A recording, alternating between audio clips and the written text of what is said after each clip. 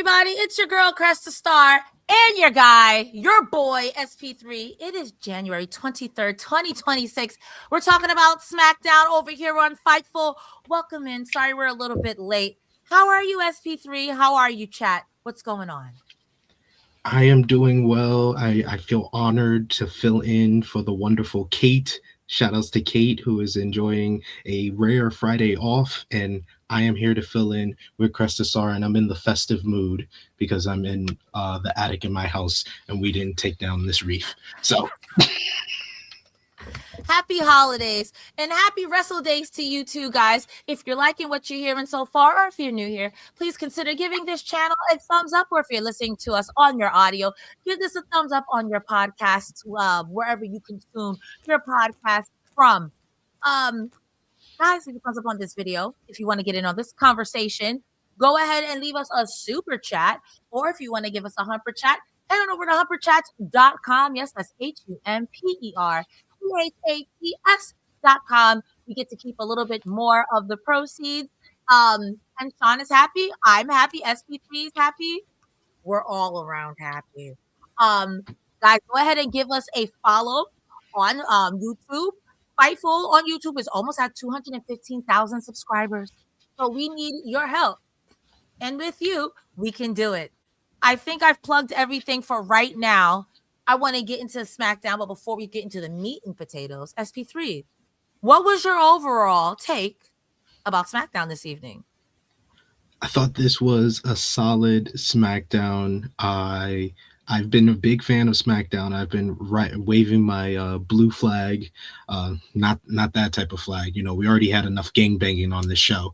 But I've been waving my SmackDown blue shirt for the last couple of weeks because I feel like SmackDown has been the superior brand in WWE. I thought the first 3 episodes were really good episodes of Friday Night SmackDown, and I was live in London, England at Wembley Arena last Friday for last Friday's show.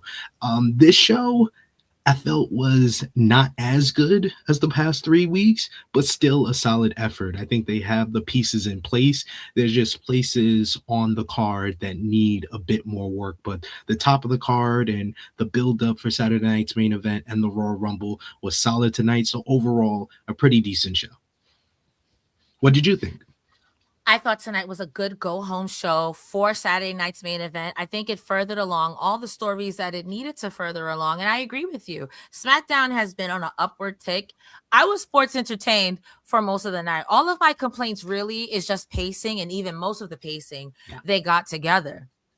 Are you ready to dive in? Let's do it.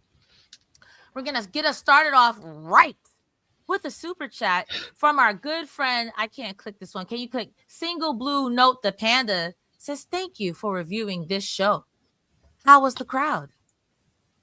I thought the crowd was all right in Montreal, especially for the promo segments that they had on the show. Sami Zayn to open things up. You know, he's probably the mayor of Montreal at this point. I thought they were very loud for Drew McIntyre's promo segment, and they were into a lot of the wrestling on the show, especially the opener of the show. So overall, Montreal was really good, but it felt like they were kind of saving something because they know tomorrow night, a lot of these people that are in the building tonight are going to be there tomorrow. So maybe saving their energy for Saturday night's main event. Oh, 1,000%. I'm not going to hold you. Montreal, Sami Zayn, peanut butter and jelly, wrestling in Montreal, white on rice. This crowd was eating it up. Even some of the things that I feel like most people are quiet on, like the women's matches, they still were eating it up. Montreal, you did your ginormous one tonight. Let's get into it. Speaking of Sami Zayn, the show opens up with showing Cody Rhodes, Flair, Charlotte Flair, Alexa Bliss, the Bougie Bullies, Nia Jax, and Lash Legend, Giulia and Kiana James, the MFTs, and Drew. All of these guys walking in, and that wide promo shots, of course, cuts to Sami Zayn's music hitting. Now, I love to tell people before we were doing this yeet, we were singing Seth's music. And before we were singing Seth's music, we were singing Sammy's music. This is true. This is definitely true. We were singing Nakamura's music.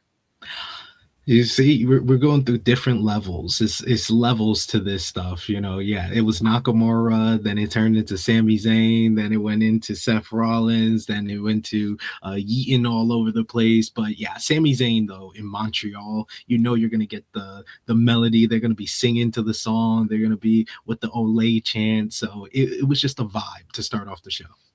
No, absolutely. They hit the ole, ole, ole.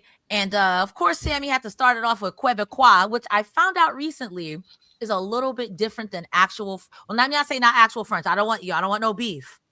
But French and Montreal French are a little bit different.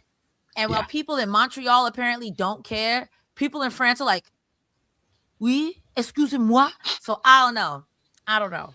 But he started it off speaking Quebecois. The crowd loved it. He was like, it feels good to be home. He feels like he has all the momentum in the world, since momentum means everything, to become the number one contender.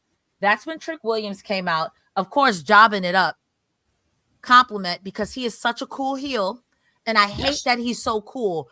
The drip reminds me of, not to compare him to one PD, but it reminds me of 1990s Puffy in every video in all white, dancing around in every, being the worst, but it's, god damn it, it's cool. He comes out and says, one thing I know is two things for certain. You are Mr. Almost. I'm Mr. Let's Have a Toast. I'm Mr. Two Times, and you're Mr. Too Many Chances. Trick Williams was hitting it with the Dr. Zeus. Oop, oop. And I was kind of with it. I was, listen, sometimes you just need you're ugly, you're fat, you're stupid, no one's ever going to love you, and you just got to move on. Nothing witty. I thought this was great, because then Sammy says, I agree with you on one thing. You and I are not the same. You're not on my level. Maybe if you're lucky in 5, 10, 15 years, you could be half as good as I. And I was like, damn. He kind of right, though. Sammy do be hooping. Do be hooping. He's a hooper. So he then tells Trick, if you feel a way about it, let's do something about it. So which Trick says no. Before we get into the part where Damian, you know what? We could do Damian Priest. I'm gonna ask you all together, right? Damian Priest comes out and he looks at Trick and then he punks Trick Williams. So I was like, he was like, oh, you do a lot of yapping, but not a lot of acting. You do a lot of talking and also a lot of walking away. Are you afraid of Damian Priest? Do you not want to get beat up by Damian Priest? Trick Williams was genuine. His flabbers were genuinely gassed. He was there stuck on stupid. Like, everybody on mute.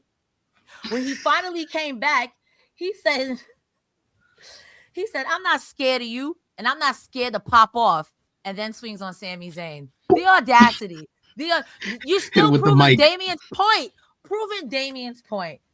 Damian and Trick fight.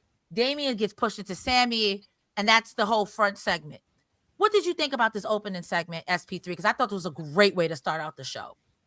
They're doing such a great job of integrating Trick Williams into the main event picture on Friday Night Smackdown, and they're choosing the right spots for him. You know, him interrupting Sami Zayn. He just comes off like an absolute superstar. He talks like one. He's got kind of the Muhammad Ali flair on the mic with the promos and the bars that the lines that he. Very Booker T Rock with Mark Henry. Like, if they all three had a baby, it'd be Trick. It's more akin to The Rock, where he just always got those bars. Like, Booker didn't really have the bars like The Rock did. Trick's got that. He's got that. He's got the look to it that's similar to Booker T, but his bars and the way that he talks and his quick wit and just the way that he can tear his opponent apart and the lemon pepper steppers, and he's just got these lines that you just remember off the top of the dome. And that's always been what Trick has been best at. Like, when he first debuted in NXT 2.0,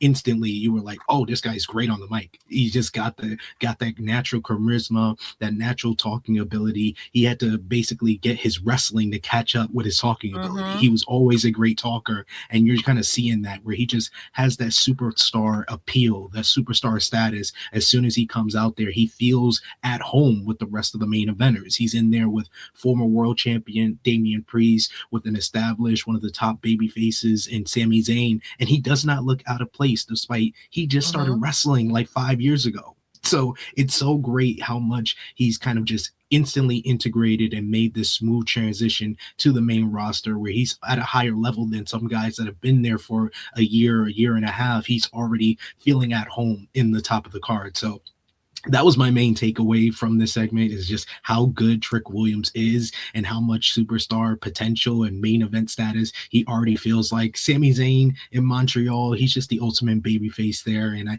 thought Damian Priest came off like the genuine Latino badass that, you know, they WWE always wants him to come across. So this was a decent segment to kind of set up the story for the main event and later on in the show. And we would see more segments involving all four guys that are going to be in the main event on Saturday night's main event tomorrow. So I like how they built up to this four-way matchup.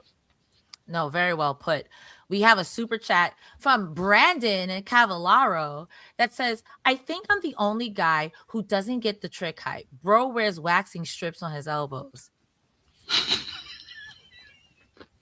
That's an adhesive tape. That's adhesive tape because he's had elbow problems in the past, and that's something that football players also wear as well. Trick is a former has played football in his past, so that's another reason why he wears it there.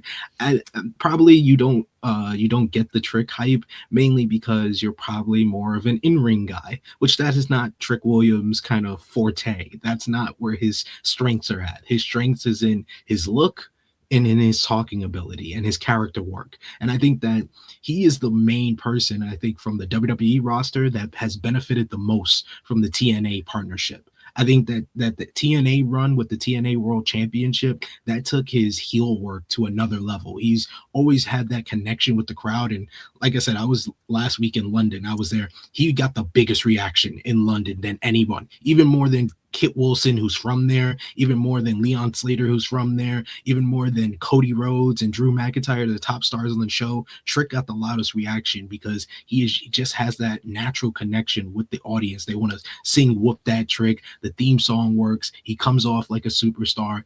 But I think if you're an in-ring person, you're not going to get the Trick hype in a lot of ways. And I understand that. I will say that I've been exposed to Trick in TNA, and I agree with SP3. That heel run for him in TNA did wonders. They put a little something on it.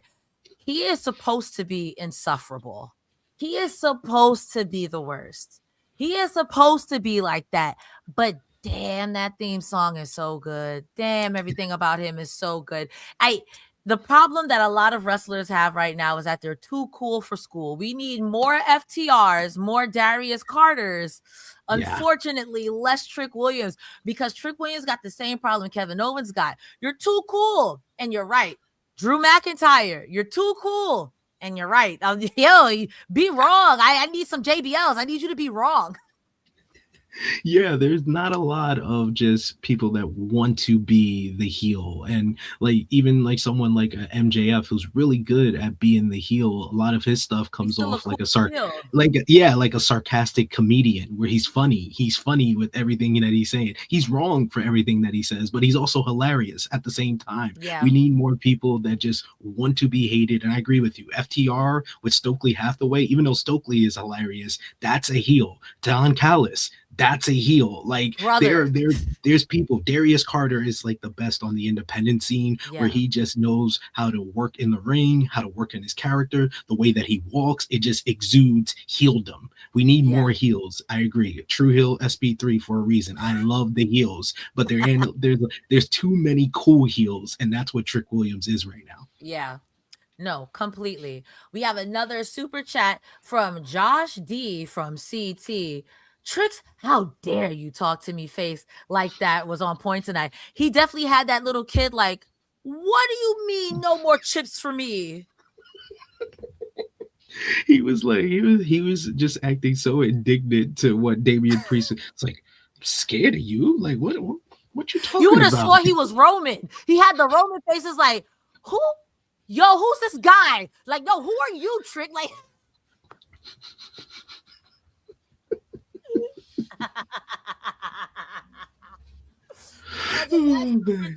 we got about Trick Williams before we move on. Is Brandon Cavallero. Again, thank you so much for the super chats. We truly Yes, thank you. appreciate you. Saying it's not the in-ring stuff. He just comes off as super corny to me. I understand I'm in the minority though. It's just one of those things. I think that still comes back into him being a heel. He's Yeah. supposed to be super corny. He's supposed to, again, I specifically Diddy, right after Biggie died, was jumping and dancing everywhere in the white. That's Trick Williams' character to a T. You're doing the most. You are corn on the cob. But unfortunately, corn on the cob with some butter still slaps. So Yeah, elote still slaps. I like that's what I was saying. Like, I can understand if you're an in-ring person and you don't get Trick Williams. To say he's super corny, I understand. Like, that is like him trying to be super corny is him trying to be a heel. But I don't think he's corny at all. I think that you just look at him and he's cool. I had casual wrestling fans in the crowd in London, and they were like, "Who's this guy? Like, he's really cool. Like, he just comes off. He just exudes this confidence, this charisma that's undeniable. Like, maybe you could say it's corny because he's trying to be, but I don't see that. I think that he is just cool without even saying anything, and then he talks and he's like the coolest guy in the room, and he was the best talker in this opening segment to me. He's very over the top, and I think that's where a lot of the issue comes in, because sometimes people who can tend to be over the top can tend to be corny. But I think in the ethos of corny people right now, he's at the very bottom. Ricochet, Max Caster. And I think they're somewhat above Max Caster because Max Caster is still able to turn the bend. Some people are just corny forever. Ricochet is very corny, but that works for him. That's what bend. made him a top heel. Yeah. Sometimes you gotta ride listen, a corn can still be popcorn, and we love those. I don't know what I'm talking about. Our next segment, we got Randy Orton, followed up Randy Orton's looking on. And Kathy Kelly is like, Randy, do you have anything to say? He's like, this year is the year of the Viper. He puts over Saturday Night main event, and then says, I'm going to fly over to Saudi Arabia, to Riyadh rather, and I'm going to win the Royal Rumble, rah, rah, rah. Do you have anything to add? Yeah, this was a box standard Randy Orton promo. If you didn't watch it, you can say it was a Randy Orton backstage promo. So you know how it starts and you know how it ends. It starts with him probably being slightly annoyed or angry, and then it ends with RKO, the three most dangerous words in professional wrestling or in the WWE. And there you have it. The next segment, I have nothing else to add. That was it. That was it. Hey, oh. The next segment is, I think they showed Ilya Dragunov talking to Carmelo Hayes. And he was like, bro, I'm beat up. I got a black eye. I look like crap. I feel like crap. My clothes are crap. And Carmelo Hayes is like, yo, but that's what you do. You crazy. You be feeling yourself. That's how you thrive in this. You said let the pain entertain you, and you're a pain incarnate. He's like, bro, if it makes you feel any better, we can have a title match. And then Ilya's like, look, I do want a title match. And it was okay. It was copacetic. Here comes the Miz. It was funny how they set this up with Ilya, Carmelo offers him, says the US Open challenge is open again, and he was like, if you want it, you can have the matchup. And Ilya's like, look at me, I got beaten, I got a black eye, and what do you think I'm crazy enough to fight you for the US championship in this condition? And Carmelo's like, oh, my bad, you know me so well, says Ilya. You know me so well. Yes, I'll see you in the ring. Ilya is getting the character work very, very on point now. I'm starting to get it more on the main roster like I got it on NXT. I live for these two. But let me finish this up before I forget, because I will forget, and I'm good for forgetting. The Miz then pulls up on him and says, that's not how you make a title prestigious. You can't be up here just giving it to anybody. And then Carmelo says, well, you ain't do nothing to help me. And the Miz looks like, that's insane. I'm like, Miz, but he's right. You would tag yourself in, you would take all the glory, and then when it's time to win something, you would lose. So he's not wrong. So the Miz is upset, and that's the segment. He was like a jealous ex who got jealous that his ex boyfriend has a new boyfriend that's actually better than him. That's how Miz You came treated across. him like crap. You cheated Yep. on him. You Yep. abused him. And then you got mad when he left about you'll never find anyone who's going to love you. And then he found love for himself. He found love. He got a new title, a new house. Like he got a new job. He doing good for himself. And now you jealous? Now you're just a jealous girlfriend, the ex-girl. You want to be chose so bad. But I'm gonna take it one step further because that's not the only time that happened tonight where a man longing to be chose. That's the Miz main is event. such a pick me. He's such a pick me. We have a super chat that is very close to this one. It says from Josh D from CT. Thank you again for the other super chat. Miz talk about this generation was hilarious. Like, bro, like you are barely a millennial. You better stop. Miz, I grew up watching you in the real world house with a toy title walking around. I didn't like what you said to Carol though. Shouts out to Carol. Is at the end of the day, I will give him his flowers. Because what are those other people from Real Rules doing now? Hey, yo. Hey, Carol look good. She might be coming on the Challenge All Stars, but she ain't doing what the Miz doing. Miz has had still a doing steady, the challenge. He's had a steady career for 20 years. So has Carol. Carol stayed out of the challenge world pretty much when the Miz left as well. But yeah, those are the only two that I really remember from that season of the Real World, which was, what was this, back in like 2001? Damn, the ancient times. Damn. This does lead into the next match, which is the United States Open Challenge, which it kind of wasn't because we already knew who the challenger was, so it wasn't an open challenge. I figured like whoever gets to the front, but I digress. It was Carmelo Hayes versus Ilya Dragunov. It was nice to see. This is my compliment about production.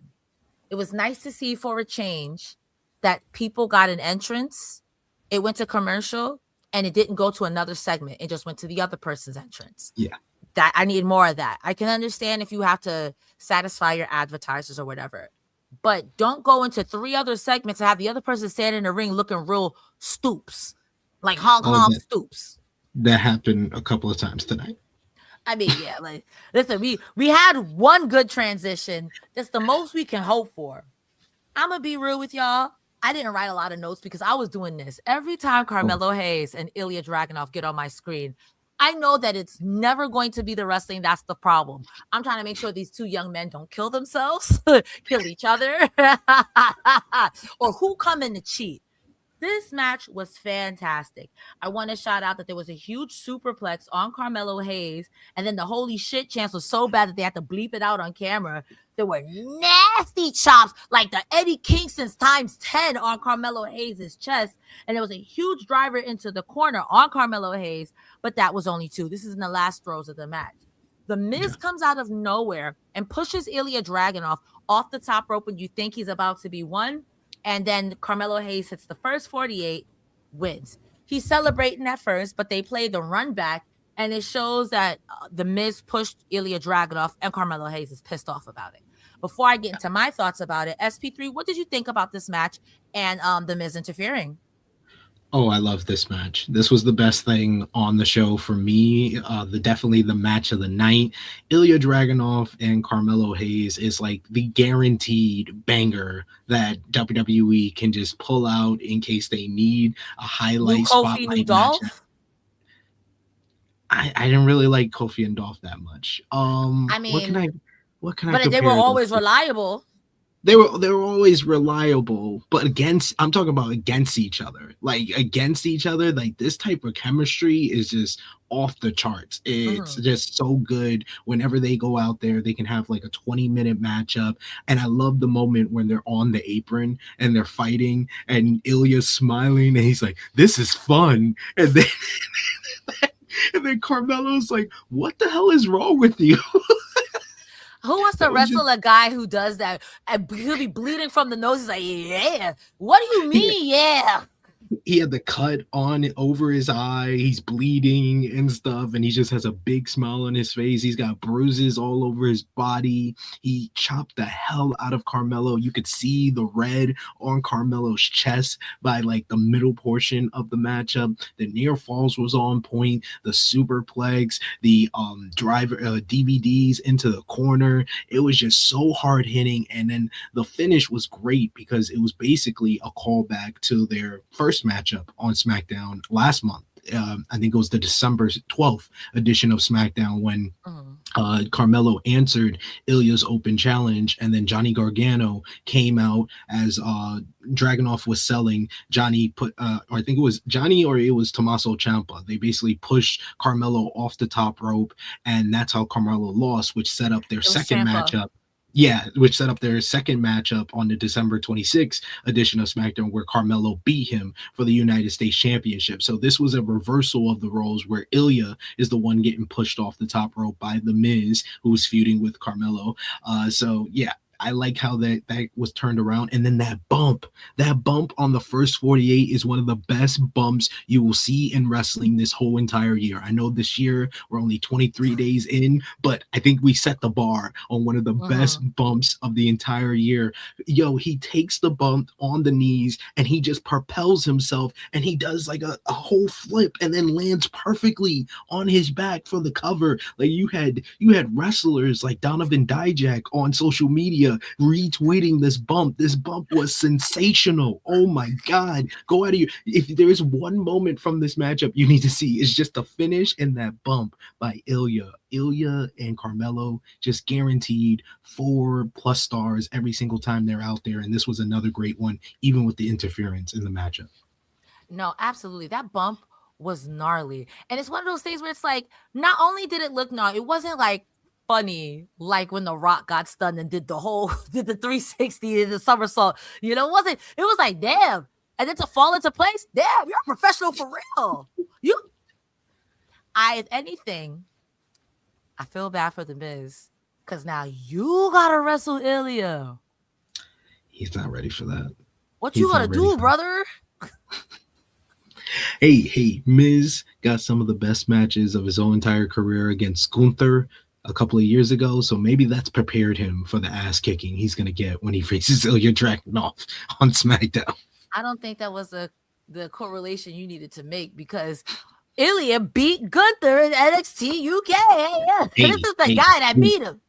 Gunther beat his ass like no one's beat anyone's ass ever in the history back in 2020. Like that matchup is one of the rare matches that my missus, who kind of stays away from current wrestling, she watched that for me and she felt so bad for Dragunov. She was like, why is this bigger man assaulting this poor European boy? Poor skinny Gunther too.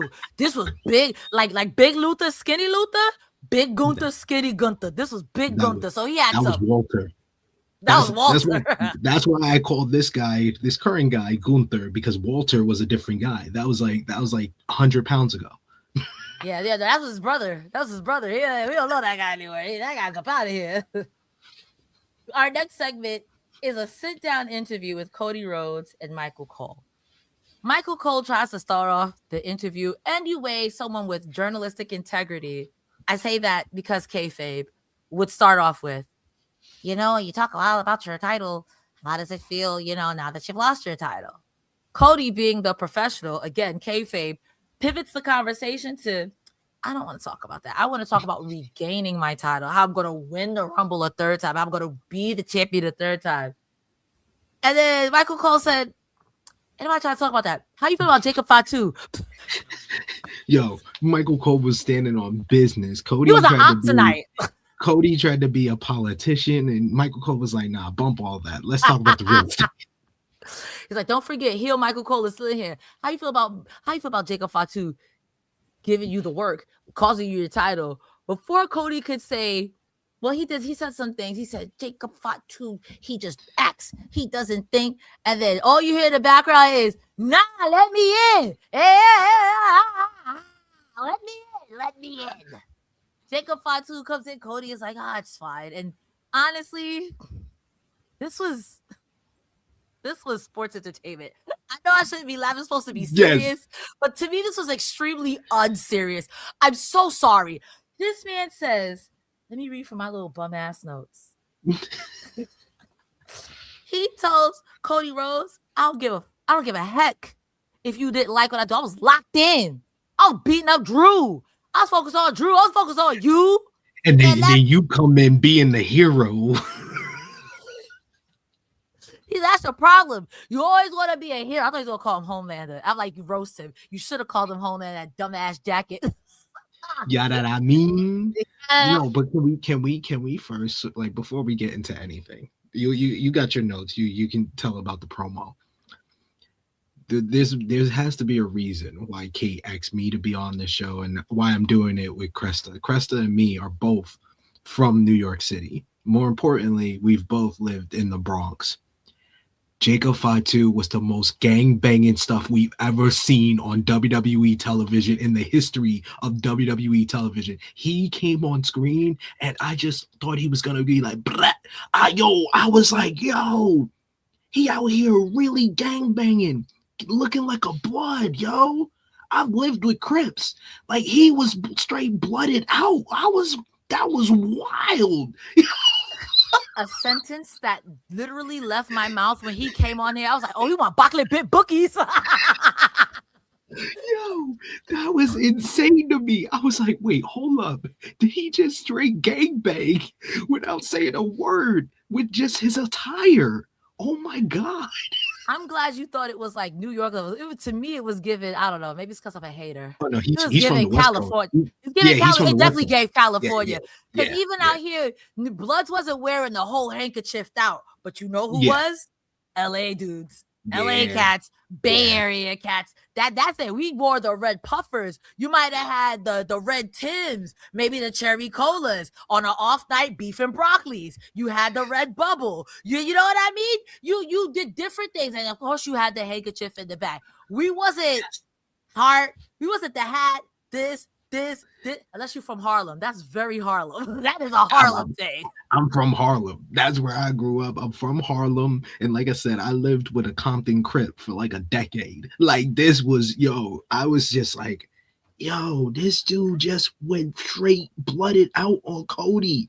And then Cody had the audacity to say, oh, you always act and you don't think. I'll say what no one else in this room wants to say. All this acting without thinking is what got you in prison. I thought Jacob was about to pull out his shank. That's when I lost it. That's when I knew this was an unserious promo. Because what in the after school special? See, that's your problem, Mr. Fatu. You always just do. You don't think that I'm going to say it. I'm going to say, no one else is going to say it. I'm going to say it. This is why you ended up in jail, young man, because you don't think. I was like, what the? This was an unserious promo. I'm sorry.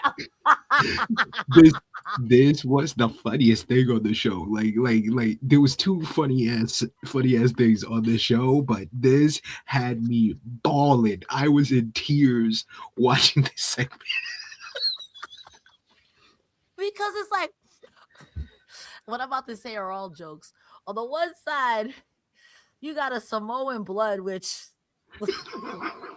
and on the other side, you got a guy who's cosplaying like he drinks lemonade on the porch in South Carolina. And one guy is like, "Oh, break yourself," and the other guy's like, God damn it, you're gonna make me say You go past my property line, sir, and I swear you're going back to prison. Yo, Cody Rhodes, turn heel already, please. I can't take this. Because I know he was dead ass, but what, the after school special ride on the Magic School Bus? You need to think before you speak, young man. That's why you were in jail. And right on cue in after school, but UPN 9 in 1998. Fool, I'm right here with you, fool. These decisions I took made me be across from you, fool, so we could throw away our lives, but it doesn't matter because I changed my life. Like, bro, you don't get this shit out of it. I was forced to entertain, but not for the reasons you think. it was wild for Jacob to say, I made better decisions. This made me into the man I'm in today. I was like, the man you are today, you gangbanging on national TV. You gangbanging. What the hell? You gangbanging and then you're getting told off by the principal of the school. Okay? That's what you're doing. You're hanging out behind the school lockers. What are you doing, Mr. Fatu? And I called your mom, huh? Did your mom know you talk like that? Mr. Fatu, if that's your real name. And then Jacob hit him with the best line of the whole promo outside of the prison line. He was like, they don't make them like me anymore. Hell, they ain't never made them like me before. I was like, yo, Jacob Fatu just brings a whole nother energy to this segment. He just comes off like this unhinged animal that's just chained up and just needs to be set loose on a matchup. Like this was peak WWE. I was sports entertained. This was sports entertainment at its finest. This felt Jacob Fatu's character feels so real, and Cody's just feels so manufactured. It just made for a perfect kind of interaction in the sit-down interview.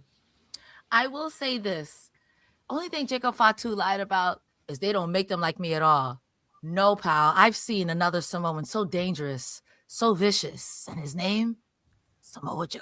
Hey, we don't know where he came from. I did a investigation, and we surmised that he spawned in the Bronx. He's a Samoan YN from the Bronx, and you look like you related to him, bro. You are 167 in Tremont. That's another Cali. That's another Cali Samoan. Another Cali Samoan. These Cali Samoans are made different. They different. They different. These Cali Samoans, tap in if you're a Cali Samoan. Let us know what's going on out there. What's happening out there? What is California doing to y'all? Y'all know what I mean? What is California doing to y'all? Especially the Bay Area. Tap in. Let us know what's going on in California. We're two East Coast people. We don't know anything. Exactly. You got to teach us. Man. We end off that segment with, I almost called him Samoa Joe. I'm sorry. With Jacob Fatu saying, the thing with people like you is that you think I'm not in control, but I'm in control. Then he tried to get real serious, and I just lost it at that point. I'm like, brother, you should have just yelled at him at that point. Because once you got real serious, I was like, come on, after school acting. This was sports entertainment. This is, oh man, I had a big smile on my face by the end of this segment. I still couldn't get over Jacob Fatu was gangbanging on national TV or international TV. I was watching on Netflix. This is internationally gangbanging on WWE television. You don't get this every day. This was the best segment of the night. I think this was I don't know, because our next segment, I too was sports entertained. Bro, our next segment, we got Chelsea Green backstage with Alba Fire. They pull up on Jordan Grace. Chelsea Green is a treasure and a gem to professional wrestling, and I will accept no Chelsea Green slander ever, period, point blank. She pulls up on pulls up on Jordan Grace and says, I'll be the bigger person. I'm always used to it. You guys don't deserve me. But I have an idea for you. Why don't you join my secret harvest? You could start at the Royal Rumble. We could all win so we could be title champions. In fact, you could start tonight against Jade. Now, the whole time, Jordan is like, if you don't get out my face. The moment she said, you can help me tonight against Jade, Jordan said, against Jade Cargill. Oh, yeah. Give me that job. I was like, yo, Jordan, you're a clown. Chelsea was mad hype. Alba Fire there, like, yeah, I'll rip off the shoulders for her and everything. Like, yo, I love this. Chelsea Green could do no wrong. Do you have anything else to add? Chelsea Green is a gem. She deserves better than what WWE Unreal said. She should be beating people like Charlotte Flair and Alexa Bliss and not just always putting those people over. It was understandable she lost here, though. It's understandable. Listen, I don't watch WWE Total Divos for that reason. And I'm just saying. Hey, I watched that too. That's a much better reality show than Unreal. No, I agree. That part I agree with. You know what Unreal gives me? Do you remember the Real Husbands of Hollywood with Kevin Hart and them? Where it was a reality, but it was staged? Yeah. That is definitely WWE Unreal. Yes. Best comparison. Yeah. I have a guy who looks like he would be singing in the song, we will never be the same again, telling me Chelsea Green should only be putting people over. You better go sing some song, Hall & Oates. Get the fuck up off my Hey, screen. he's the same guy that no show to show in 1988, but then tells Trinity Fatu, aka Naomi, that she was wrong for walking out in 2022, despite having older white men talk to two black women in the way that they were probably talking to them backstage. And that's why they left, because they felt disrespected. And this guy, he basically just left because he was probably doing drugs. I'm never going to take advice from a man wearing a fedora. Yeah, exactly. Get out of here, Hall & Oates. Things will never be the same. Get out of here. Beat it. I'm not going to hold you. Only Roman Reigns can get away with having a whole commercial announcing him for the Royal Rumble. Second funniest thing on the show was Roman Reigns declaring for the Royal Rumble via video package, not even via satellite, via video package. I laughed so much. I was like, yo, never change Roman Reigns. I love the way Roman Reigns is the only one who can skate by and go around and is above the stupidity of WWE creative. He's got this whole company by the balls. He can do whatever he wants. He's already got a seat in Hollywood. He's doing Street Fighter and all this stuff. He can go off to Hollywood, but he knows he's the biggest star in this place and that he can declare for the Royal Rumble via video package. He has to win now. I'm sorry. That was the best declaring for the Royal Rumble that we've seen so far. He did it via video package. Video package. That was, I'm going to say something again, a little controversial. The term carny gets turned around like derogatory stuff, but I think carny could be like camp, because camp could be derogatory, but camp could be like, yo, and carny could also be like, yo, this was peak carny, but also he deserves it. Yeah. Y'all had that man, but Baron Corbin put dog food on his head, chained to the posts. Change the song to no. Y'all had him saying suffering succotash. I promise you I would do the same thing too. I promise you I would. I'm showing up to work 4 times a year. I'm winning a Rumble. I'm winning Mania. I'm winning something. I don't give a yo, I deserve this. Roman did it. Rock did it. Hogan definitely did it. Stone Cold did it. Stone Cold refused the job to Triple H. So shout outs to Austin. You want me to lose to Ryan Nemeth? Not even Nick Nemeth. And speaking of which, Fightful Select, the best $5.99 in the game. We should shout out our good friends over at WrestleVotes, who reported, I believe, yesterday that Stone Cold Steve Austin may be making some future appearances on WWE television. And it should be noted that the March 16th, aka 316 day, that is a Monday. Monday Night Raw on that day takes place from where? Texas. Oh. So we shall see. We shall see. But WrestleVote, shout outs to them. Shout outs to Fightful Select. Once again, the best $5.99 in the game. If you want the latest scoops, you want to know what's going on, contract talks. We got reports about Powerhouse Hobbs signing with WWE. That was earlier in the week. You got Sami Zayn is in line for a major push towards the WWE Championship. We're not sure if that is still the case after the whole creative pivots that have gone down since Drew McIntyre won the WWE Championship. And then WrestleVotes on Fightful Select also reported that Becky Lynch versus AJ Lee is more or less a lock for WrestleMania, which I've been pretty much saying for the past 6 months. So light it up. Chad is saying it's $7.99 now. $7.99. Excuse me. I locked in on the older price. I'm sorry. $7.99 now. There we go. Sorry, y'all. We don't control the prices. For what it's worth, we're glad that you guys are here and you choose to spend your hard-earned money here with us. That Roman commercial, by the way, came in after Chelsea Green got to the ring. They cut the commercial, then they came back with Roman Reigns. So listen, we got it one time and that was it. So Chelsea Green comes out with Alba Fire and Jordan Grace, and Jade Cargill comes out Dolo solo. I've been a little rough on Jade Cargill the past couple of weeks. Why? But I don't know. I like you said with Trick Williams, her promo, she's so mean. I live. She's like, what you gonna do about it? I'll beat you up right now. Stop playing with me. I just need an in-ring to match that because she be violating these girls. When she violated Me Chin after violating B Fab, I popped because she said, see what I did to your friend? I'll do that to you too. Shut the hell up. There's something about Jade. She's on the mic. She's a violator. She should have been on Violator back with Busta Rhymes. And she's a certified violator. Certified. But when it comes to the ring, I be like, I choose to be sports entertained, but I have eyes. I do have eyes. I have eyes. But tonight I thought it was badass that she came out by herself. So I don't care how many rinky-dink girls you got with you. I'm still gonna beat you up, Chelsea.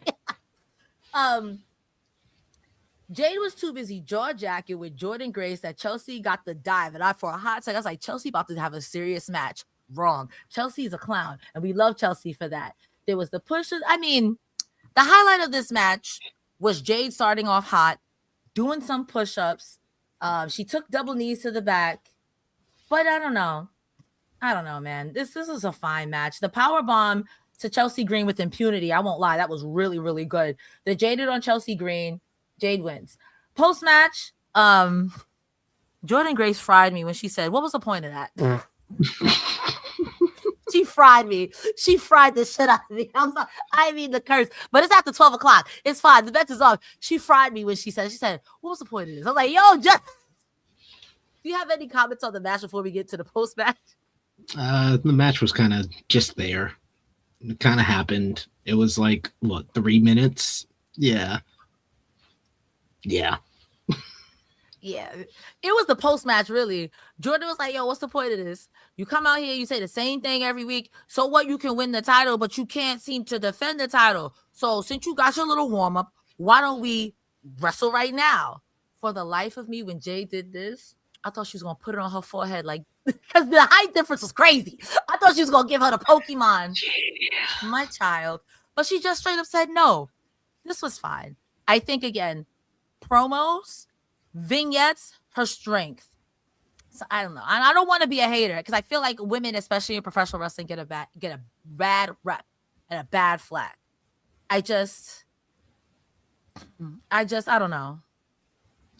I think that WWE made the right decision when they turned Jade Cargill heel at the end of last year. And, it set her up to win the WWE Women's Championship. And I was all for this. This is what I've been asking for pretty much since Jade got to WWE. I was like, she should be heel. She's more of a natural heel. And, you can feed into it. And I like the fact hearing that, you enjoy her vignettes and her promo and how her character comes across. I just personally, I'm not feeling this title reign at all. The fact that we are going on month 3 of her not defending the WWE Women's Championship, and now you're trying to make it a part of the storyline with Jordan Grace. It feels like way too trying to be meta in a way that it just is like, I'm not connecting with this rivalry at this point. I want to like this rivalry because I like both women. I think Jordan Grace is still one of the best female wrestlers out there, and she looks like an absolute star with a physique that not a lot of women her size or anybody's size in wrestling looks like, whether male or female. So I love Jordan Grace and what she can do in the ring, and she has this hard-hitting style. Ever since she signed with WWE, I think she has been very poorly underutilized. The fact that she was in NXT for a whole year and never won a championship is booking malpractice by Shawn Michaels.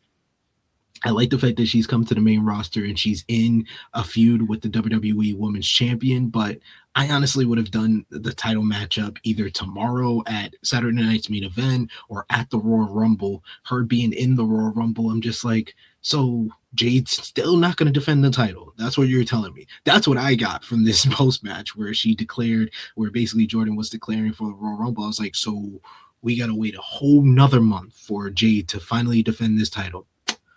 Okay. Y'all are losing me. Y'all are losing me already with this feud. This feud just started and you're already losing me because it feels like you're putting another hurdle in front of somebody. And it's like she feuded with Meechin and B-Fab for a whole month. I'm sorry. Meechin and B-Fab are the people that Chelsea beat during her US title run. This is the WWE Women's Championship. Let's get her some real competition. We got her some real competition in Jordan Grace. Just let her face her in a matchup. She don't have to win. They can go to a no contest, go to a brawl, and further heat up the rivalry. But at least put her in a title match at this point. This is 3 months without defending the title. You're not booking this title reign very well. And I know it's basically just her waiting for Bianca to come back, but that's not a good excuse for lazy booking. I'm sorry. No, I completely agree. I don't like to critique without giving a little something that we could smooth over. You know what I mean? If I'm going to be honest with you, if I'm zooming out and being I can see them not wanting to be in the same situation that they were with Ronda Rousey. I would hate for you to have a Goldberg, William Regal situation where someone is exposing that your top star. But they already did that. They did that with the Queen of the Ring final with Asuka.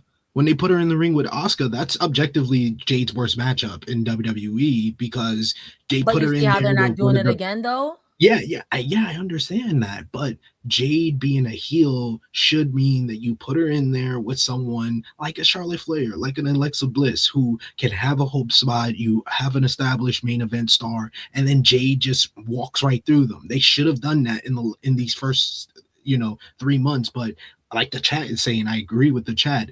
Triple H has basically put an emphasis on the tag team titles, and basically all 4 singles titles on Raw and SmackDown for the women's division have basically suffered because of the tag team titles. Agreed. The tag team title division got better, and all the other singles divisions for these titles have gotten worse. You got Becky Lynch facing Maxine Dupree 6 times. You got Giulia not feeling important but holding US title for a second time, and Chelsea did not feel important when she held the US title for a second time. You got Stephanie Vaquer feuding with Nikki Bella and Raquel Rodriguez for 3 months, and then you got Jade Cargill, who hasn't defended her title in 3 months.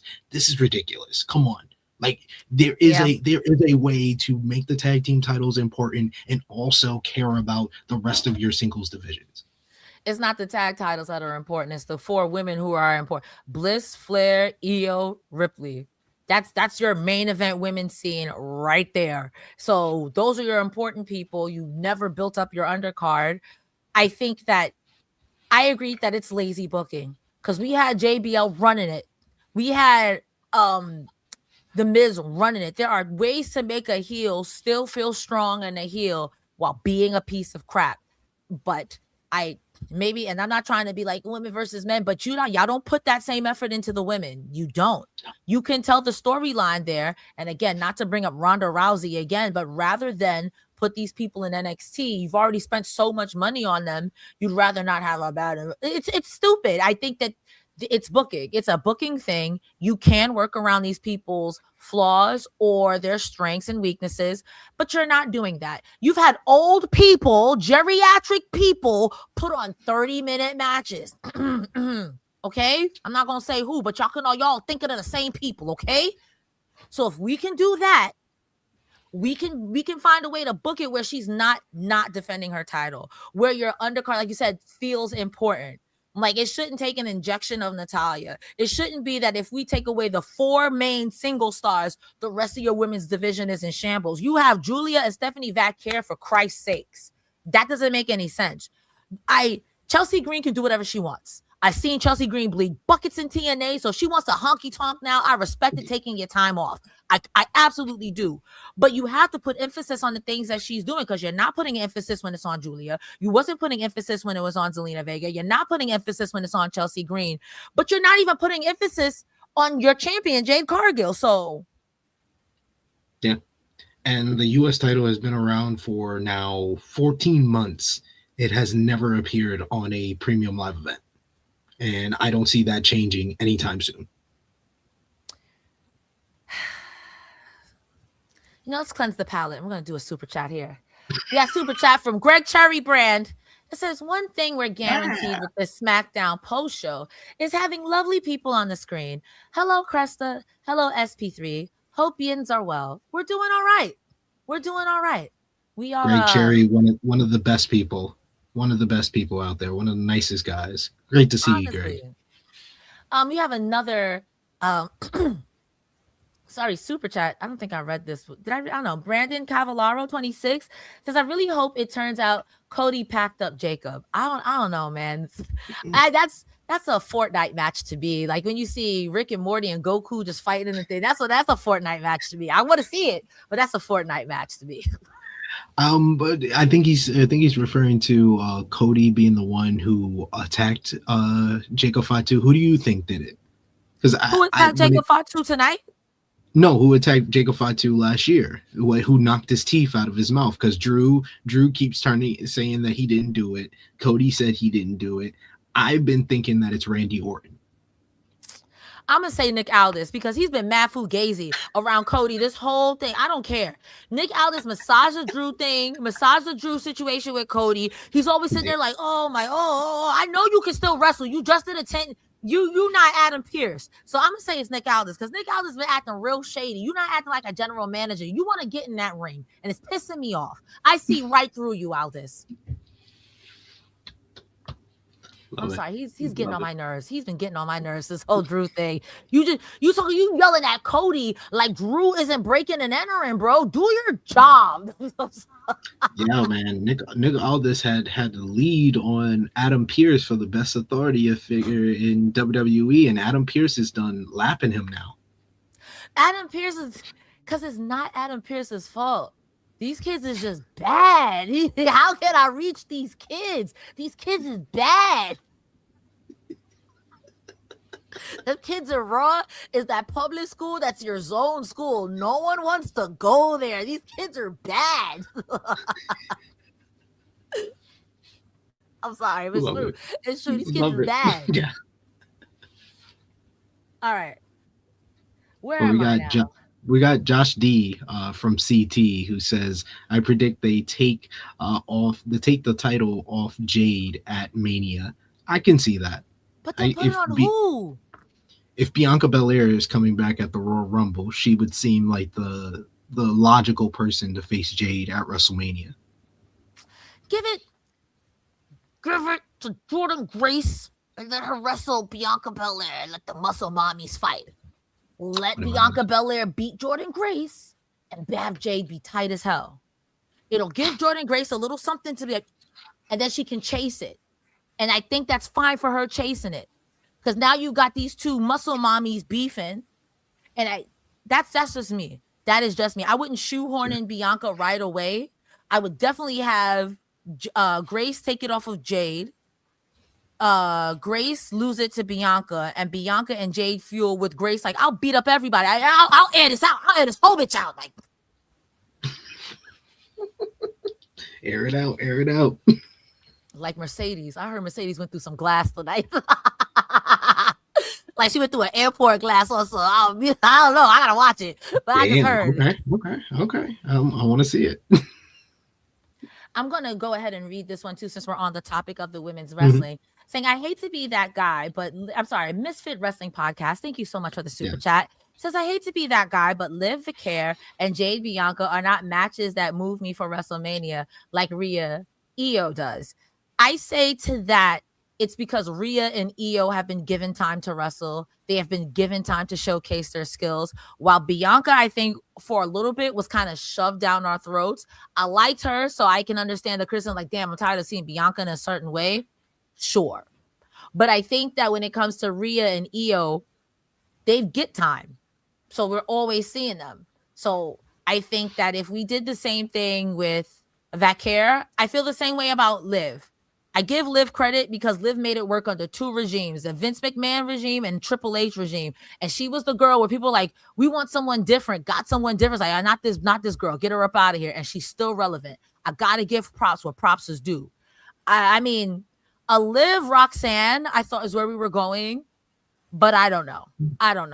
I don't want to see Valkyria versus Nikki Bella either, but that's just me. I like all these matches, to be honest. I think that Rhea and Io is probably going to be the best because they have this undeniable chemistry together, and you've seen them steal the show multiple times. Like, you saw it at WrestleMania last year with Bianca in the triple threat matchup. You saw it at Evolution in the main event of that show. Do I see Rhea and Io or Liv and Vicaire or Jade Cargill versus Bianca Belair main eventing WrestleMania? No. We're still waiting for Triple H to have a women's main event at WrestleMania, and I don't see it happening this year. Definitely don't see it happen in Saudi Arabia. I mean, maybe Rhea or Io gets the Women's World Championship from Vicaire on the road to WrestleMania, and that sets up Rhea and Io. But Rhea and Io facing each other without the Women's World Championship involved, and you expect that to main event WrestleMania? Yeah, no. I'm not going to hold my breath. It would have to be something like, and even then, I don't see them doing Rhea and Io, even with the belt. I see them making it a triple threat and putting Charlotte Flair in there or Becky Lynch in there or somebody else in there. You know what I mean? And it's nothing against those girls, but I think that those two have enough star power and in-ring ability to, yes, do it, but I don't think WWE sees it that way. And I feel like even though their booking is great, better than a lot of the other women, I could still see that you guys don't believe in them the way you believe in someone respectfully like a Miz, who can't do what, in my opinion, what Io can. Yeah. The matchup that feels like a dream matchup and feels like you have two stars that feel worthy of being in the main event of WrestleMania, or just have that star power to them and have a rivalry that's been building for the last couple of months, is Becky Lynch and AJ Lee to me, more than any of those matchups that I read there. Yeah, there's also, like, if we're really gonna keep it a buck, it'd probably be a Charlotte Flair versus Rhea Ripley to get back to that, because they did have a good rivalry when these two were hooping together. There's a world where Jordynne Grace becomes a major player, but I don't see it until like 2030. 2030 on the track. Sorry. Love that. All right. After that, when Jordan lets that girl have it, we got a segment with Jordynne Grace, with Alexa Bliss and Charlotte Flair talking about who won the Royal, working out their kinks. I don't have anything else to add. Yeah, it was basically them talking about them both being in the Royal Rumble and how last year was a big year for both of them. Alexa made her comeback. Charlotte won the Royal Rumble. Charlotte kept reminding her that she won the Royal Rumble, but WrestleMania didn't go well. But Alexa reminded her if WrestleMania didn't go well, then they wouldn't be friends. They wouldn't be tag team partners. They wouldn't have been tag team champions. They wouldn't be tag team partners now, trying to go back after the tag team titles. So let's just worry about that tonight. Yes. Then it was a segment with the MFTs and the Lantern. Solo Sikoa, you want to be so serious, but they had me until Tama Tonga started yelling. And I was like, yo, okay, like, you guys are unserious. I'm sorry. You're such an unserious group. Like, I can't take you seriously. You can have as much Gorillas of Destiny makeup you want. I just see Solo doing this. It's yes, that same face, and it's for better or for worse, Solo. You'll always be famous because you laughing at I laugh at my own jokes too, so I get it. He said, I can see anything with this lantern. I can see myself winning with this lantern. I'm like, okay, Green Lantern, darkest day. He was like, you ain't gonna stop me, and he ain't gonna stop me. I was like, we're really making references to Bray Wyatt like this? At least he ain't looked down, because Drew looked down when he was talking about Cody's dad. He dead looked down, so at least he ain't looked down. I'm sorry, like, I understand right now they're trying to like push Tama Tonga by having him win all the tag team matches and getting over him stealing the hidden blade from Will Ospreay and calling it the Cutthroat. I understand they're trying to do that, but it's still Solo Sikoa and a group of lackeys. I'm sorry. It's Solo Sikoa. It's Diana Ross and the Pimps, basically. Damn. Yeah. And if you don't want to get your information pimped out, check out our sponsor of this episode on this night, NordVPN. Indeed. Here's Sean Rossap to tell you more about that. Here you go, Sean. Buying pay-per-views on NordVPN.com/Fightful is going to enhance your pay-per-view buying process. Now, one subscription to NordVPN has so many different benefits, but if you're a big pay-per-view buyer like myself, UFC, boxing, pro wrestling, all that good stuff, any combination of the three, if they're doing a fight circus or something like that, this subscription will pay for itself after 1 or 2 pay-per-view buys. Change your virtual location, pay for it at the prices that other people are paying for it in the UK, in Australia, etc., and you can get different interfaces. Maybe you don't like Peacock and you want to check out the WWE Network the way that it used to be, the way that it was designed to be, the easy navigation, so on and so forth. Maybe you want to watch AEW without commercials. Maybe there's some other overseas services that you can't subscribe to and you want access to them. NordVPN.com/Fightful gives you that with a great deal and a 30-day money-back guarantee. Even better, 24/7 tech support, so if you have trouble navigating any of it, they can help you out. Fastest VPN on the planet, NordVPN.com/Fightful. Thank you, NordVPN, for always subscribing. I mean, maybe you do, but thank you for always supporting our channel over here at Fightful. And again, guys, if you want to protect your information, buy pay-per-views online at a fair price and don't want to go to the NordVPN. All right. So now after we have the MFTs, now we have the Wyatt 6. I think, let me make sure I get this right. The Wyatt 6 come out. They recap the MFTs versus the Wyatt 6. And then I think they cut the commercial. And then it's R-Truth with Nick Aldis, or am I bugging? Or was that after? Yeah, I think so. I think, I'm not sure. It was R-Truth basically putting his balls in Nick Aldis's hand.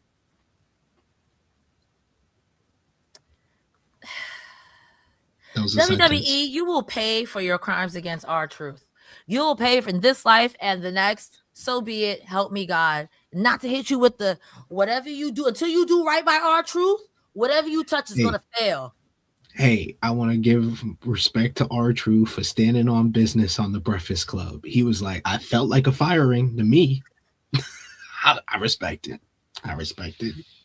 I'm not gonna let Triple H lie to me twice. That's why I don't watch Total Divas. You're not gonna lie to me twice. I'm sorry. You lie to me on WWE. You're not gonna lie to me on reality TV. Oh yeah, I'm a natural lavender head. Hey, all right, anyway. So yeah, R-Truth he said, I can sleep well knowing my balls are in your hands. Nakamura wants to fight Shinsuke tomorrow at Saturday Night's main event to see if he's still phenomenal. Nakamura wants to fight AJ Styles. Who did I say? You said Shinsuke. Nakamura wants to fight Shinsuke. Maybe he wants to fight himself. I don't know. I hear voices in my head. Yeah, because I think it was first Nick Aldis kind of like asked him, is he sure that he wants to face Gunther at the Royal Rumble with his career on the line?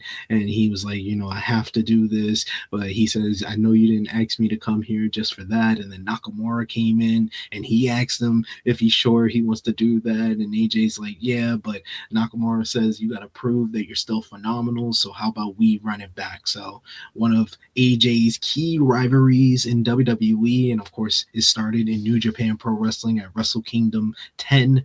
It's gonna run it back tomorrow, Saturday night's main event. I was like, they had 3 matches for the longest. I was like, they're gonna add one matchup on this card. I was hoping it was a woman's matchup, but beggars can't be chooser. At least it's AJ Styles and Shinsuke Nakamura. Hopefully AJ can pull one out for Shinsuke, who's coming off one of his better matches in the last couple of years with Carmelo Hayes. So maybe he'll find that vibe with AJ here tomorrow in Montreal. I hate to agree with the chat I just saw, but when I saw this segment in particular, I was like, oh, AJ might actually be retiring at the Rumble, and I don't like that. But Gunther's really on his legend killer thing, and I think it culminates with him retiring Randy Orton. And I kind of don't like that either. I think he's going to retire Brock Lesnar and Randy Orton. I do too. I think Randy is the last person he retires before he's done with that gimmick. But I don't see Randy retire until next year. But if anyone else is about to retire, here come Gunther laughing. So I heard you are about to retire, my friend. I don't see AJ finishing up just yet. It's too early in the year. I know this year is supposed to be the end of it, but I also don't see Gunther losing a month after he retired John Cena. So it's like I love the fact that this is an unpredictable matchup, though. I do love that. Maybe DQ shenanigans. Oh no, you can't do that. You can't do that on a PLE. Come on. Yes, you can.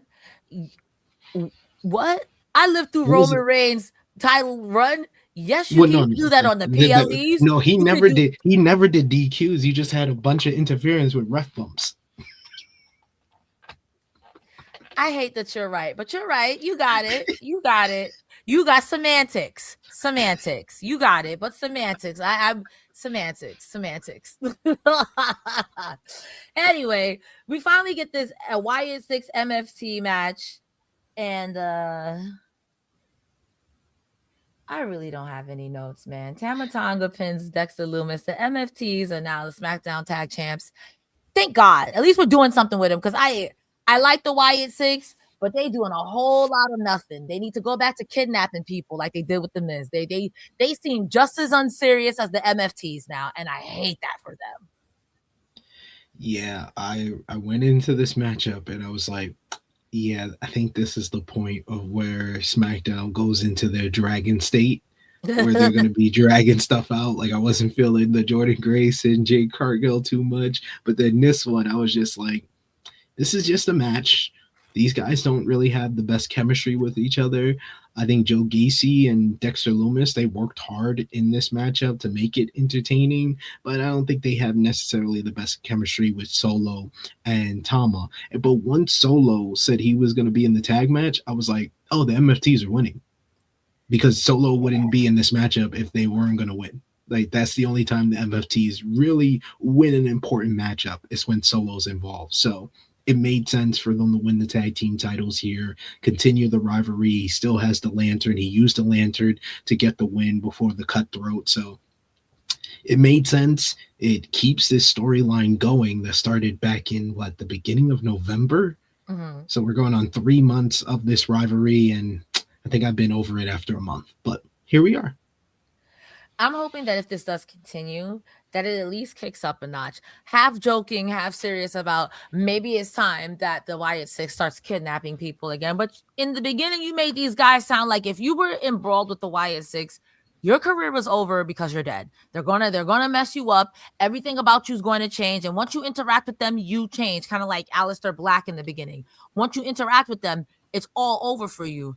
Now you're feuding with the fake bloodline, and nothing against the MFTs to an extent, but also something against the MFTs to an extent. I like to call them the bloodline D team. Diabetic bloodline. Diabetic bloodline. That is actually wild. Something in the water ain't right. That is diabetic. You're not wrong. I just look at Jeff Cobb out there and I'm like, man, I remember when you used to have, great matches on New Japan shows. Man, we miss you in New Japan, man. But hey, you making money, so more power to you. Yo, get your money. Every time I see someone come to WWE and not do another AAO, but you're still getting your money. Get your money. Yeah, get your money. Get your money. That's all I can say. We have a super chat from Josh D from CT. Thank you so much for your generosity. Truly appreciate it. Gunther versus AJ, the walls break down and Judas hits. What have I become? I don't know. Fozzie's a good call, but also break the walls down. If that would pop me. That would pop me. I'm not gonna lie. Even if they hit the and then like the countdown for the Y2J, I said before the January 5th Raw where they had the report that he was gonna return there, I was like, they should start a countdown clock on that show, and the countdown clock should have been for 26 days, and it lands on the Royal Rumble. I gotta tell you, I don't know. WWE is not making me happy with their choices of bringing back people. Matt Cardona's theme, y'all won't forgive y'all for that. Y'all had 2 good Matt Cardona themes. I don't like radio silence, but a lot of people do. I like when the lights go down. Some people don't. What is that? Both of those are bops, and the Def Rebel thing that they got playing now is just awful.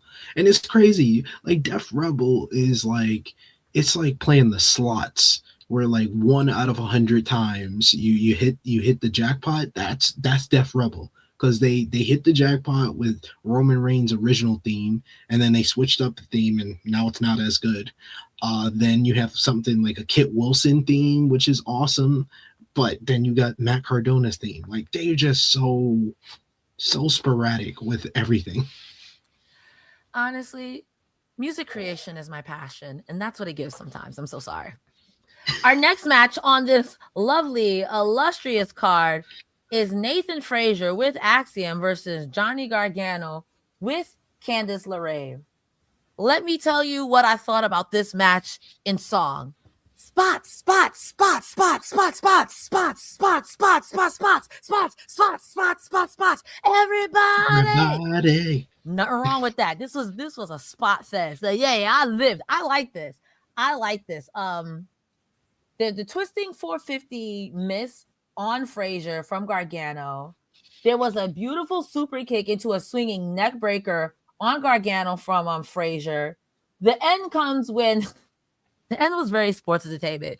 Fraxium steals the mask that Candice LeRae stole from him, puts it on her backwards. She's swinging. I'm so lost. Johnny Gargano's like, my wife. She hits Johnny Gargano. Nathan Frazer gets the roll-up pin and wins. And she steals the mask back, which defeats the purpose of you stealing the mask. It's like, how dumb is Axiom? He really had to talk trash to Johnny and give him like a talk afterwards. Like, I was like, you just look like an absolute dweeb. You dweeb. You couldn't even hold on to your own mask. Good match, though. Good match, though. It was a good match. Indicative of the tag division. Is this the tag division anymore? Because it's not. Because Johnny doesn't have a tag team partner. So his wife. Well, you could do that. I mean, I've seen Candice LeRae be a great tag team partner against 3 other guys. So yeah. At the end of the day, she got a hashtag earlier, like, let Candice LeRae wrestle. You pissing me off. Now you're pissing me off. You wanted girls on the undercard? Alba Fire, hello? Pissing me off. That's somebody saying they lost their bald. You should never lose your bald. Listen, having a bald on your team makes you 45% more effective. Exactly. It's true. All right. We got a Bougie Bullies interview. Says we're a unit unlike Charlexis. We already beat them. Anything else? Yo, Nia was eating with those braids. She looked good with those braids. Is it the braids? It was. Yes. I like these two together. These are literally bullies. It should be them and Jade Cargill. Y'all should really be the Bougie Bullies and beat people up. Like, that's the hurt business right there. We hurt people. The female hurt business. I love it. They still got the copyright for that, so why not? Come on now. They got the hurt today. Why can't y'all be the hurt business? Taking it back from the dirt business, because that's what they were before they left. They was the dirt business. So you guys can do something. What's more fashionista for girls? I don't know. I'm working on it, but that's what y'all can be. Come on. You're making me upsetty. My literal note for this one is Drew being a POS in the ring. Oh my God. Drew McIntyre he just puts a smile on my face every time I see him. I got to cheer for him in London last week, but he was so good in this segment. He built up his Cody rivalry, still talking trash to Cody about not getting his rematch, talking trash to Jacob Fatu about not being the one who attacked him, and can't wait to see them kick each other's ass at Saturday night's main event. And then he directed all his fire at all the contenders in the 4-way at Tomorrow, saying that, you know, Randy Orton used to be the guy that traded this title with me, and now he's Randall Keith Orton. He's a nice guy government. now. Yo, Not he hit him with the government. He hit him with the government. Damian Priest, that he wasted a year of his life with Damian Priest, so he doesn't even want to see him anymore. He gave some praise to Trick Williams, but said he's not ready. And then he saved all his fury for Sami Zayn. Talk about Sami Zayn disappointing his little son, but he's been disappointed ever since he came out the womb and he opened his eyes and realized that Sami Zayn was his father. That was savage. That was savage. McIntyre, try to tell people you're a nice guy, and then you deliver this promo. Like, I really needed the meme sounds, because after he said that, he was like, "You've always been disappointing your son." I'm like, I needed that to play in the background. When he said, when he opened up his eyes and saw that you was there in the background, God damn, bro. Drew is spit. Yo, he fried me. Deep fried fricassee in the kitchen and cooking. He said, even if you beat Jacob, there is no rematch. He said, good luck winning your third Royal Rumble. We talk about cool heels. Damn, Drew.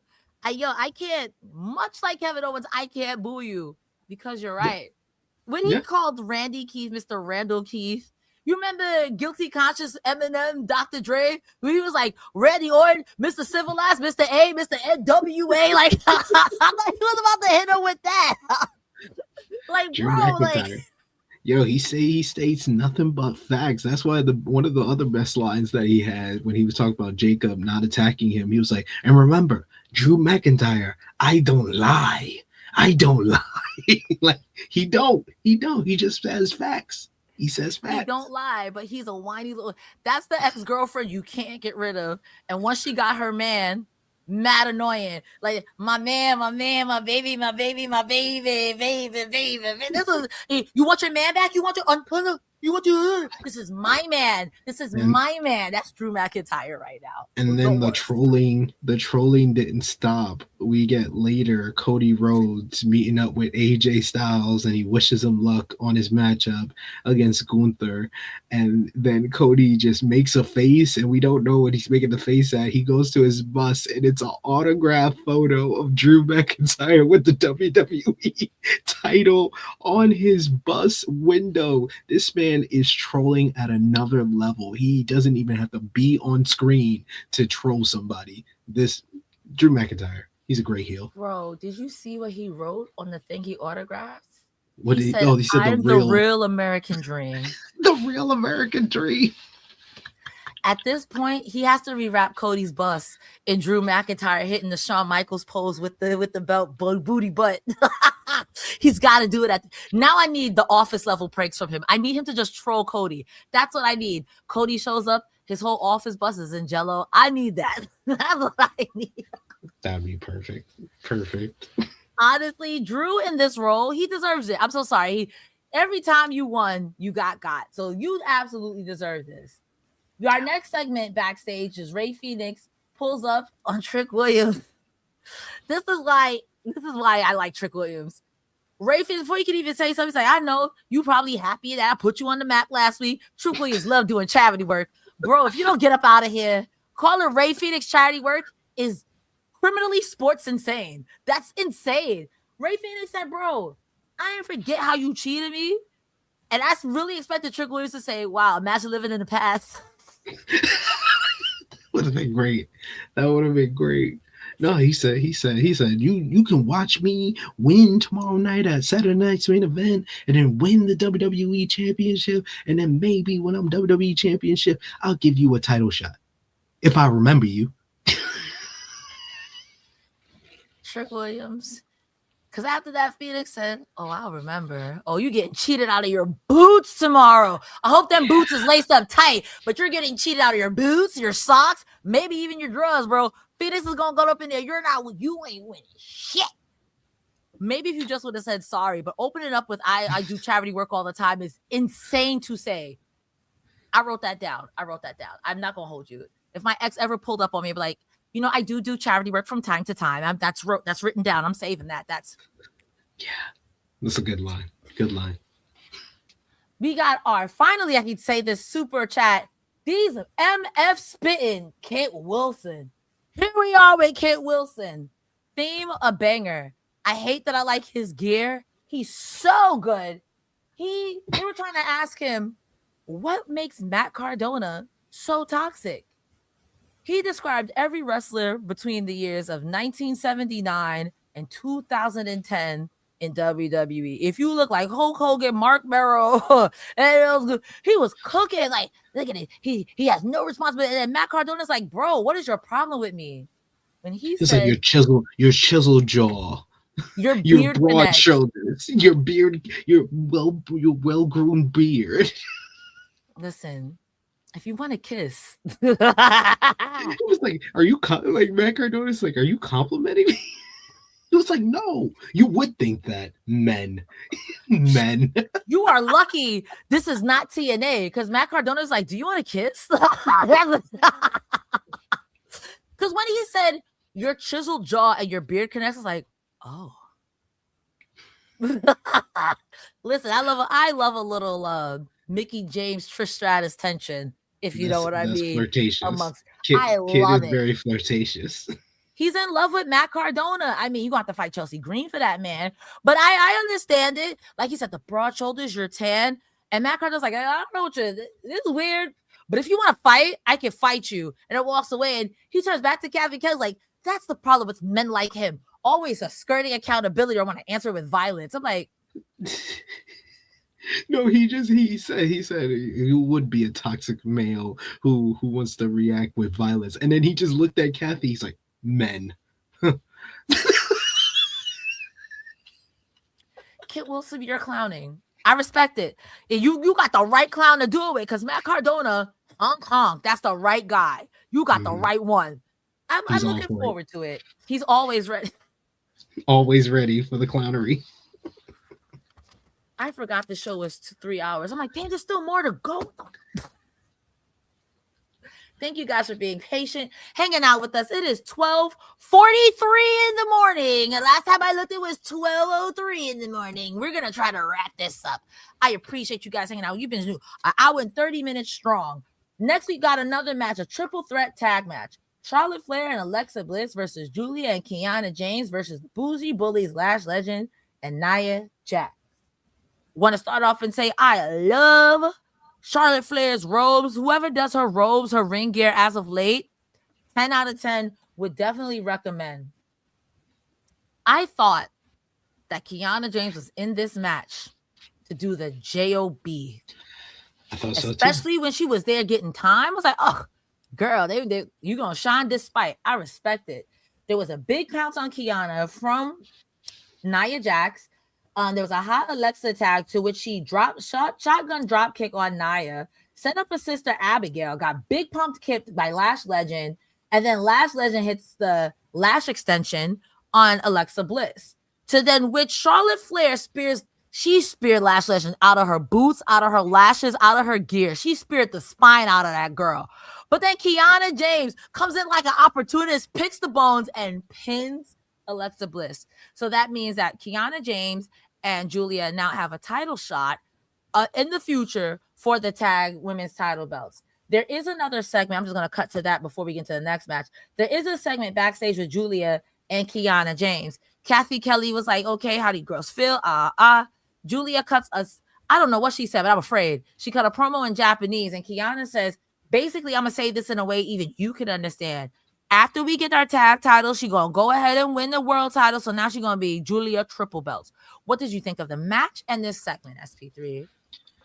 The match, I thought it started off fine, but it kind of fell apart for me towards the end.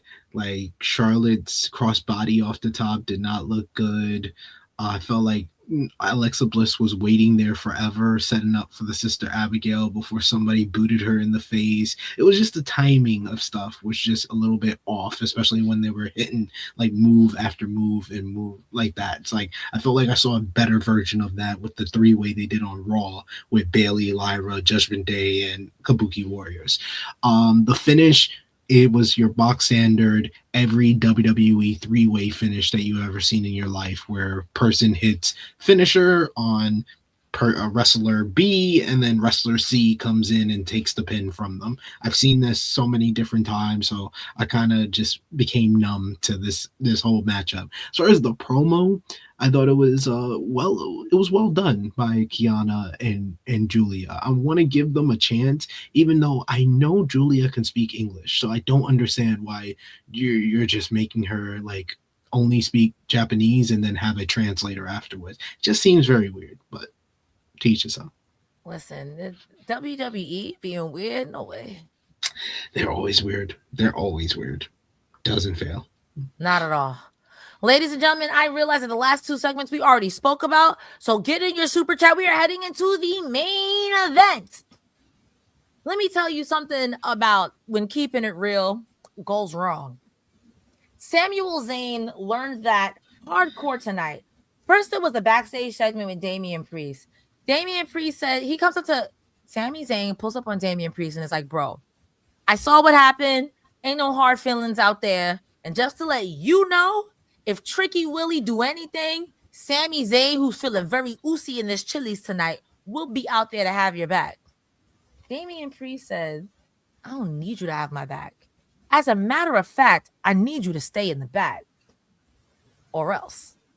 To that which Sami Zayn said, or else what? Or else what? He said, you're not going to tell me what to do on today or any day. And Damian Priest said, but if you'll excuse me, Damian Priest like, yeah, you're excused. And he goes about his business. Now, remember how maybe 20, 30 minutes ago, me and SP3 talk about how Drew McIntyre was like, yo, your kid is embarrassed because you his dad. And since he was born, he was embarrassed. You stay let him down. Sami Zayn pulls up on a Drew McIntyre who's like, what you gonna do? And slaps the dog. He slapped the fire out of that man. He slapped that man so hard, I know he saw him next Thursday. He slapped that. Don't talk about people's kids. I saw last week's backstage segment, and I was like, you guys are kind of giving it away. And then I saw this backstage segment, I was like, yeah, Sami Zayn's definitely winning tomorrow. Because you've done all this work where Drew really went in on him, then Sami slaps him. You got the whole story of Sami never beating Drew, 0-11 versus Drew. The show is in Saudi Arabia. Tomorrow's show's in Montreal. It just set up for Sami. And then Fightful Select, the best $7.99 in the game, reported that Sami Zayn's getting a title shot ahead of WrestleMania. It just seems a foregone conclusion. Sami's winning tomorrow. I don't know. I won't lie. I've seen this. They've done plenty of setups for Sami before. And we're like, yes, Sami's going to get one. They're like, you want Sami? He fell. I'm not saying he's going to win the WWE title. I'm saying he's going to win the number one contenders matchup, and then he's probably going to lose at Royal Rumble. All right. Well, I hate this for me. You're not wrong. But that was, to me, this segment was odd because all Damian was saying, stay in the back or else. Granted, that was a little messed up, but if somebody told me, yo, stay in the back or else, we're number one, you ain't gonna tell me what to do, but you got it. I hope you get beat up. I hope you get jumped, in fact. But that's not what Sami said. We have the main event, which was Damian Priest versus Trick Williams. The first part of the match was fine. I think we had 2 commercials, and then when we were going into the home stretch, here comes Sami Zayn. Sami, why you hanging around the ring like a woman who ain't get chose? You got this. This was painful. Let it go. He don't want you. He didn't choose you. Let it go. You out here, you literally hating outside the club. You could get in the club, but they told you stay home, Sami. But here you are. You go outside, and where you standing at is mad awkward. Bro, of course you were gonna get hit. And instead of you seeing that Trick Williams pushed Damian into you because you were standing somewhere you shouldn't be, you got in and caused the DQ for Damian Priest, who was rightfully upset. Because what is you cool? What was you doing? Why were you out there? That's the only thing that pet peeved, because it's like, Sammy, why are you here? And you're not even doing. Wade Barrett said it on commentary.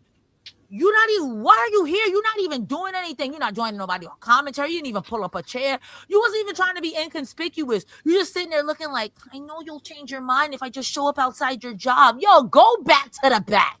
Okay? You look sad. You look lost. I saw all this coming from as soon as Sami Zayn came out. I was like, oh, neither one of these guys should be losing before this 4-way. So what they'll do is the heel throws the other babyface into the other babyface at ringside, and then that babyface comes in and causes the DQ. It was a foregone conclusion that was going to be the finish of the matchup, and then a brawl that would happen. And I literally predicted also Randy Orton coming out and laying out multiple people with RKOs. All of this was just as you would think they would do a final go home segment for tomorrow's 4-way. It worked for the crowd. The crowd popped and responded to everything big like they were supposed to. Trick got to hit the trick shot knee on Damian Priest towards the end, and then he got laid out with an RKO. Then Sammy felt brave again and looked like an idiot once again as he talked crap to Randy Orton, and he laid him out with an RKO as well. Yeah, I agree with what you said, what Chad is saying. Sammy was a victim of incredibly bad writing tonight. And I think that's incredibly hard. Sami Zayn and R-Truth, you could literally give them shit and they're going to come back to you with a golden egg. You're like, yo, I'm trying to mess you up, bro. But tonight, I don't know. Him just, because he wasn't even doing that. He was just standing there like. But he had a case of the DBSs. You know what the DBSs is, right? Dumb babyface syndrome. This is what dumb bitch syndrome. No. Dumb babyface syndrome. That's what happens to them. But whenever somebody gets DBSs on a go home show, it usually means they're gonna win. He's definitely gonna win tomorrow. Put your money down, mybookie.com, betonline.com, whoever you want to go to. Put your money down on Sami Zayn tomorrow. Yeah. I think in a case of we fired R-Truth, LOL, oopsie, that's always a possibility with WWE. Now they're just going to do something so far out of left field. Bad Bunny will win. He'd be like, where did he come from? You know what I mean? I get that. I do think the right call is to have Sami Zayn win. But I think at this point, let Sami Zayn let him win the big one. I think he thrives in a chase situation, much like Cody does. But at some point, you got to let the dog catch the truck. It's going to be Sammy wins the 4-way. He then loses to Drew in Saudi Arabia at the Royal Rumble. And then next year, Saudi Arabia, WrestleMania, Sammy wins the world title finally. But I don't care.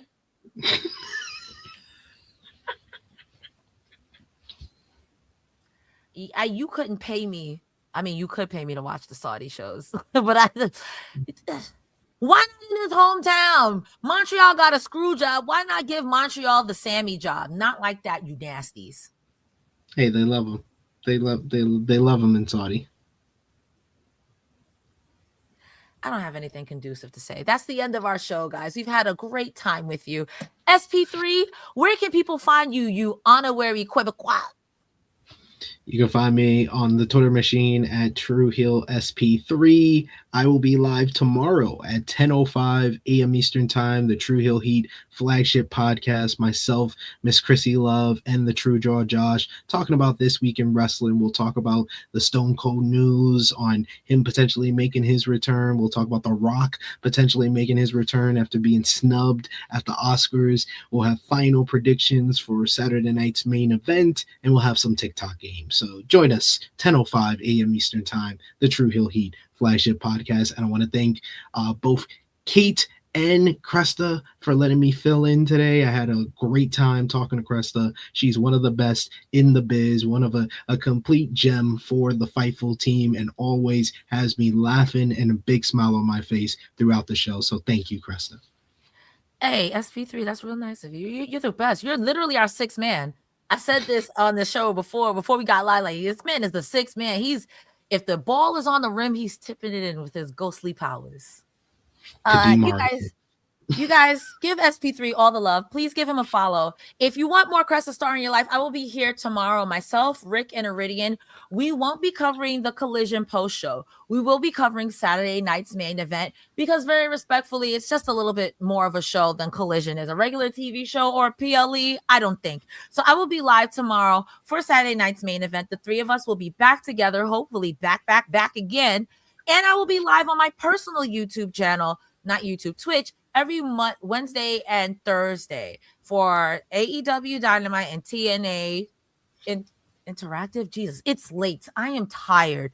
For TNA Impact, bro. I'm so sorry. Y'all follow me on all forms of social media. And importantly, if you follow me on Twitter, Cresta the Star is now my back. I got my original Twitter account back, guys. It's Cresta Star. It's just Cresta Star. We're back, boys.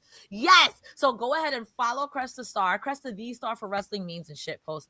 I have nothing else to shill. Follow Fightful Select. Subscribe to Fightful. We love you. We love wrestling. You guys, I'm tired. Thank you so much for being here. Anything else? That is all from me for Cresta. I'm SP3, and we out.